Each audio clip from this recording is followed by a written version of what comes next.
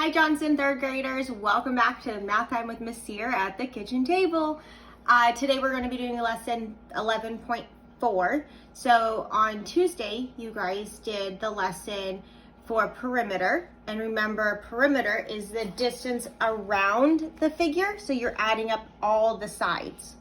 Okay, area today, which is what we're going to learn today, area is the measure of the number of units needed to cover a flat surface, measured in unit square or square units. You're probably thinking, what does that even mean? It's easy. It's you think inside.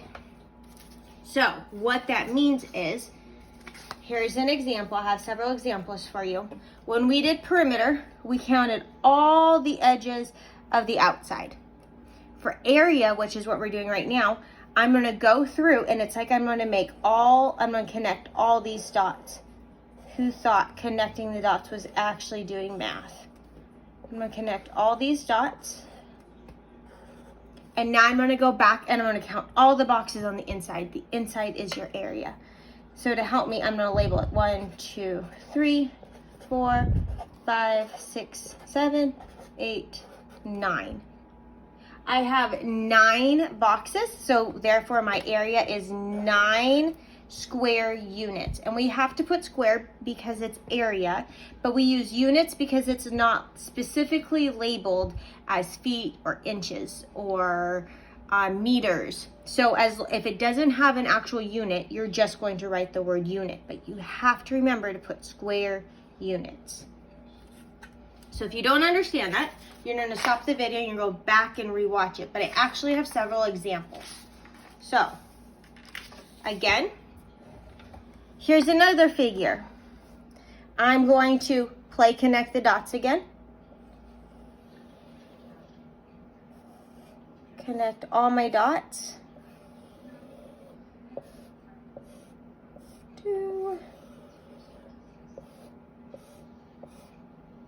Really, it doesn't matter how you connect them as long as you're making squares out of them. So my area is going to be how many squares do I have on the inside of my box right here. So I'm going to count 1, 2, 3, 4, 5, 6, 7, 8, 9, 10, 11, 12, 13, 14, 15, 16. I have 16 squares, so therefore my answer is 16 square units. You'll learn how to do area a different way later on, but today's lesson and the answer form that you're going to fill out after you watch this video is going to be just counting squares. So again, I'm going to make my squares on the inside. Miss Sear can't draw straight lines, but that's okay. That was a really bad line, sorry. Now I'm going to go through and I'm going to count them again. 1, 2, 3, 4, 5, 6, 7, 8, 9, 10, 11, 12, 13, 14, 15. So if my last box was 15, what would that mean? It would mean that my area equals 15 square units. One more example of another shape. So remember, first thing I'm going to do is I'm going to look at it, notice that there's dots, I'm going to connect all the dots.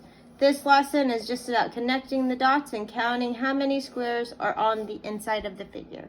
So 1, 2, 3, 4, 5, 6, 7, 8. So my area is 8 square units. So I actually have 2 more questions I'm going to ask you because you're going to have some questions like this on your paper or your form that you're going to fill out after this. And it's the we're going to play the should I find the perimeter area game. So if I were to tell you that I was buying a rug for a room, first I want you to picture what a room would look like. So I'm going to draw a room. Pretend this is my room. Here's maybe my bed. Here's my closet over here. And I need to find a rug. So you have 2 options. Is your rug should I add the outside?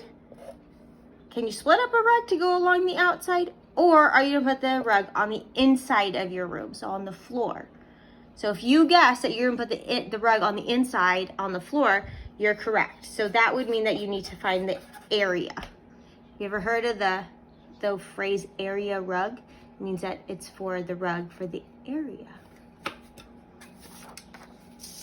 And the last example, a game for should I find the perimeter of the area? I'm putting a fence around a garden. If some of you guys were like, oh, the key word is around, that's correct. So here is my garden. I've got some pretty flowers.